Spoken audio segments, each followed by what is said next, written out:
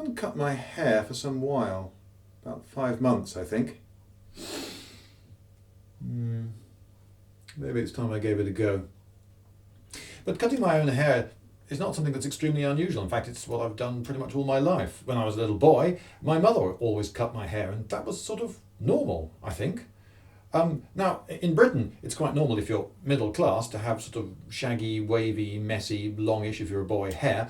But if you're respectable working class, then you generally have it a very high maintenance cut. It's short, it's very precise, and it's often exactly the same as your brother's and quite often your father's as well.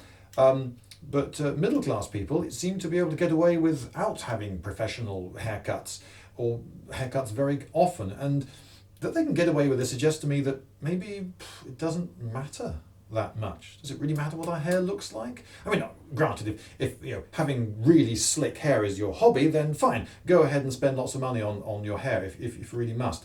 But I don't feel like encouraging people to become barbers and hairdressers because, well, I mean, though it's a useful service, of course, and I'm glad they exist, it's not really generating wealth, is it? I can't pay money for a haircut and then leave the shop and then sell my haircut to someone. If I make a chair and then I sell the chair, then later that chair can be sold on again and maybe handed down from father to son because, well, I've created something of lasting value. But a haircut neither lasts nor is of any value, really.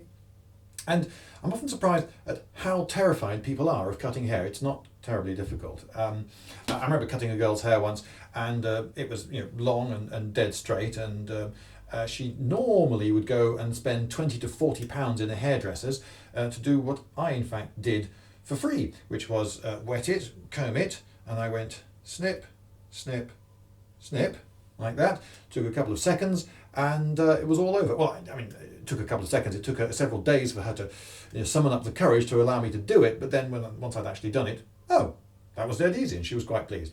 I don't know what your technique is, but mine is, what I do is I get some of the hair, like this, you see, and then I get the scissors, and I go snip, like that, you see, and then I cut it off. And then I do it again with the next bit of hair, and I keep going until I've generally just sort of had enough. So there you go. Don't be frightened of cutting your own hair or cutting a friend's hair. I mean, how wrong can you really go? I mean, one of these days, I suppose I'll probably go so thin on top that it'll be time to get the buzzy thing out and have the full Bruce Willis. But for the moment, I'm going to carry on cutting my own hair because, well, I was going to say it's very satisfying, but maybe the word I'm really looking for is cheap.